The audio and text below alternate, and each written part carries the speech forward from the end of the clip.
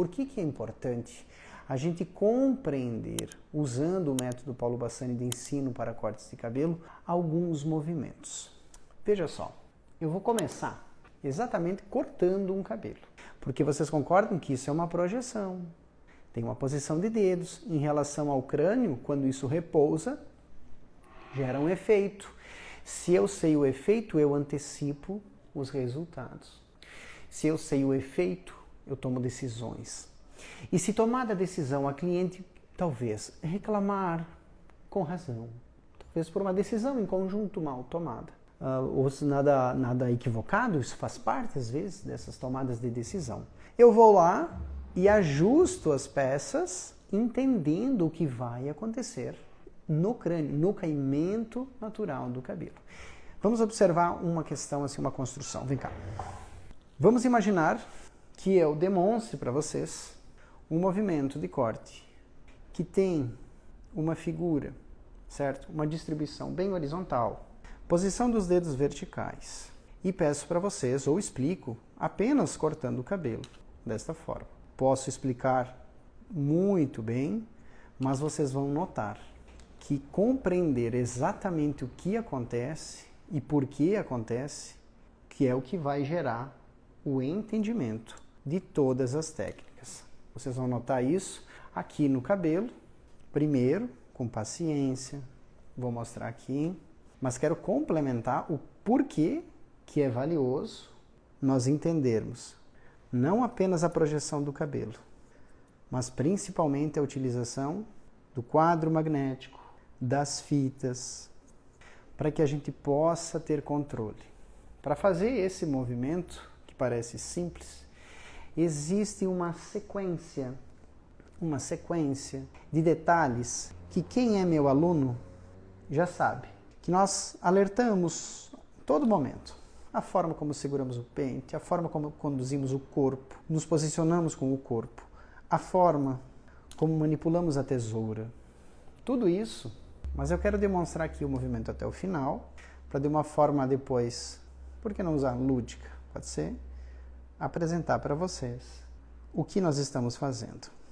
Vamos ver isso agora sobre outra ótica, usando outros elementos, mas a mesma execução de movimento.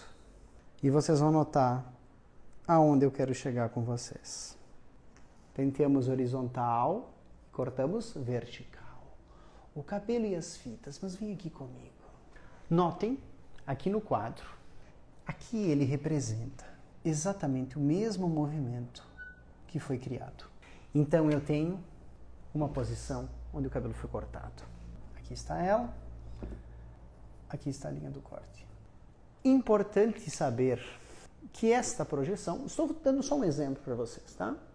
Aqui, como um objetivo, como um gráfico, como uma sugestão, como algo que eu vi um outro profissional cortando, com outro grande profissional que mostrou que o seu corte, aquele corte que eu nunca imaginava que fosse feito, foi construído desta forma, com um gráfico inicial, que eu possa fazer a leitura, que eu interprete imagens, que eu aprenda em alto nível e que eu consiga antecipar, mas principalmente que eu entenda o que eu fiz antes aqui na minha manequim, o que eu fiz no cabelo, o que eu fiz com as fitas e agora o que o quadro me proporciona, o seu repouso, o seu repouso, o seu repouso, o seu repouso, o seu repouso.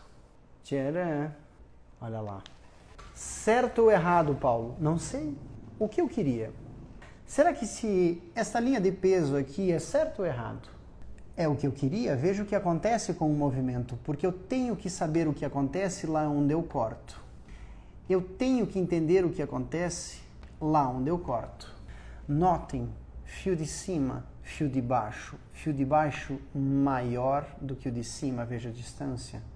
Isso vai gerar um tipo de comportamento. Isso é uma camada que cresce. Veja este ponto. Fio de cima praticamente igual ao fio de baixo. Fio de cima é igual. Quando ele repousa, ele tem um comportamento de uma camada igual. Ele já não está tão para cima. Agora olhem aqui, a curvatura da cabeça. Fio de baixo menor, fio de cima maior. Por isso que quando ele está repousando, ele está expandindo.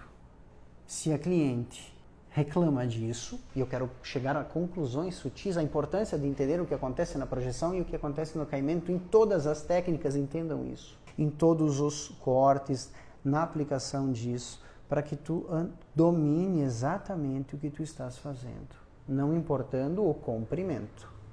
Vamos supor que a cliente não goste, porque isso talvez ficou com um peso, que ela vai chamar assim, certo? Ela gostou desse efeito?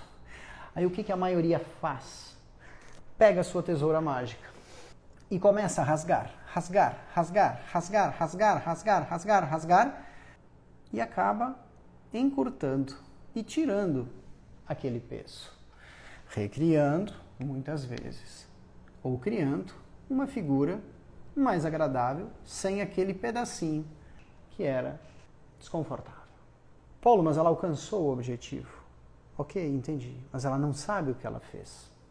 Notem que ao invés de utilizar-se da textura para modificar a estrutura, se naquele momento houve uma reclamação da cliente de um movimento que eu fiz e achava que estava fazendo, nesse caso, muitas chamam isso, você está fazendo uma camada, beleza.